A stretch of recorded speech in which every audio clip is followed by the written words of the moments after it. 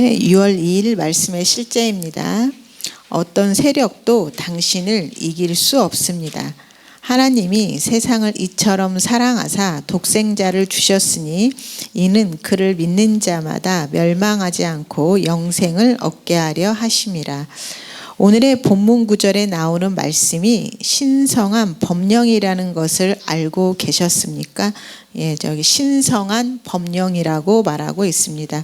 당신이 예수 그리스도를 믿는다면 멸망하지 않습니다. 여러분 이 말씀을 믿으십니까? 우리 안에 영 안에 하나님의 생명이 와 있습니다. 이 생명은 본성이에요. 그러니까 육신적인 생명이 아니라 본성입니다. 이 본성이라는 것은 하나님의 모든 속성들이 담겨서 전해지는 것입니다.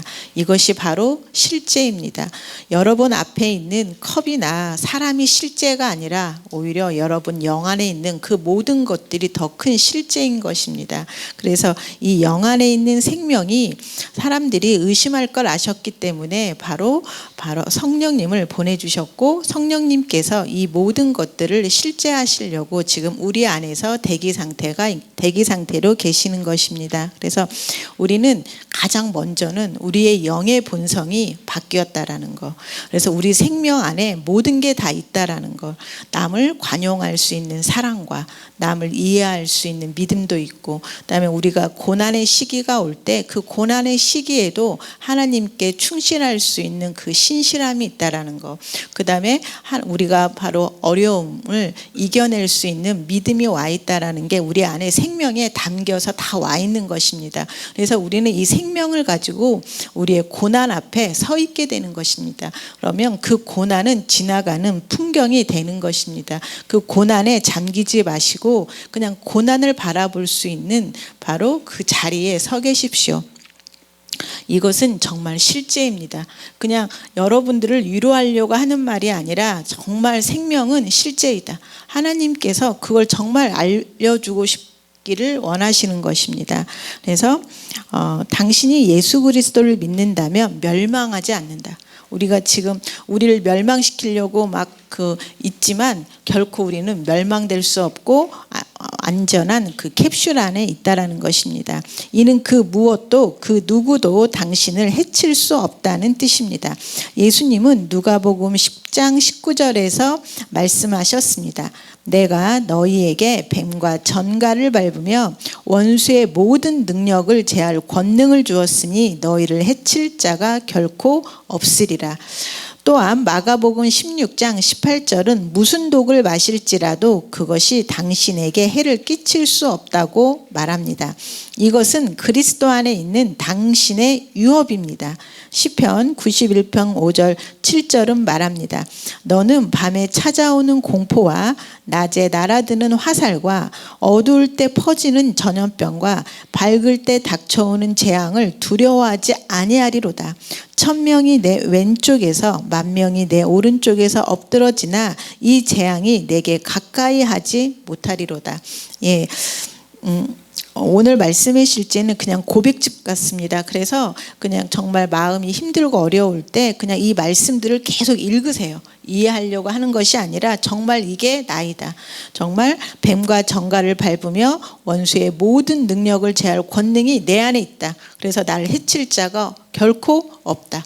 그래서 나를 사단은 사람을 미움이라는 도구, 그다음에 실패라는 도구, 두려움이라는 도구를 사용해서 막 움직이게 하는 거죠. 왜냐하면 사단도 영이기 때문에 우리의 몸이 없이는 이 땅에서 살 수가 없어요.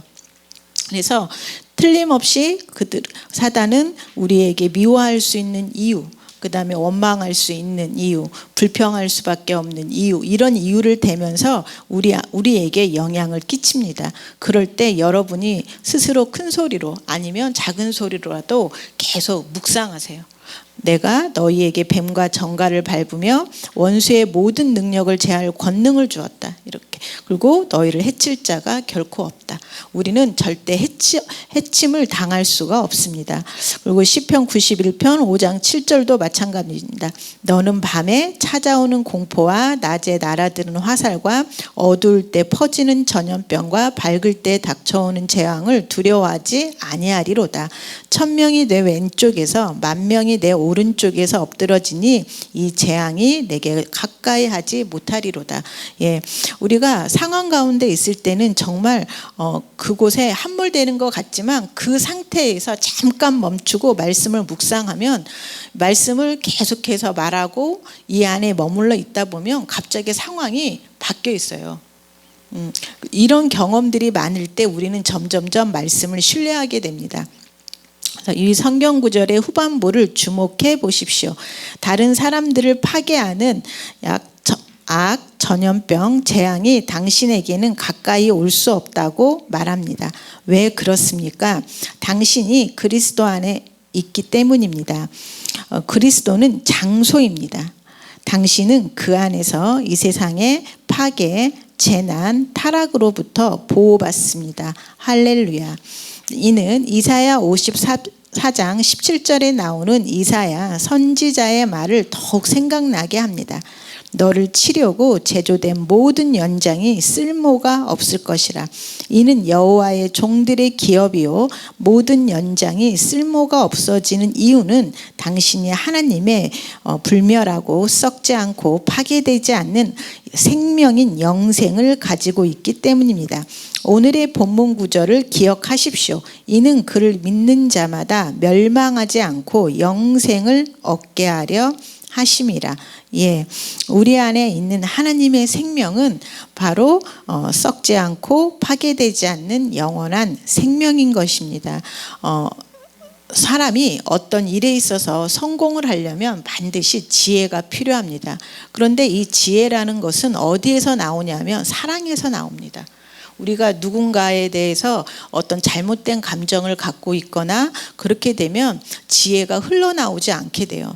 그렇게 되면 지혜가 흘러나오지 않으면 잘못된 선택을 하게 됩니다. 그래서 성공을 기초하는 게 지혜이고 지혜는 기초하는 게 바로 사랑인 것입니다. 이럴 때 누군가한테 잘하려고 애쓰는 게 아니라 우리는 하나님의 생명, 즉 성령님으로부터 끊임없는 사랑을 충분히 받을 수 있습니다. 그래서 말씀에 머물러 있다 보면 갑자기 생각이 바뀌게 돼요.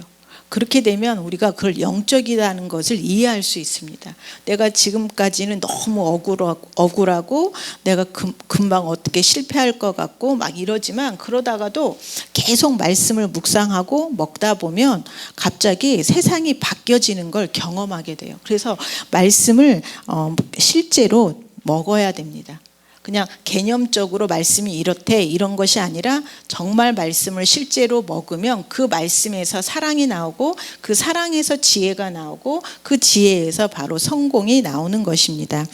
자, 이는 완전한 다스림과 통치의 삶입니다. 예, 우리가 가지고 있는 영생은 다스림의 생명입니다.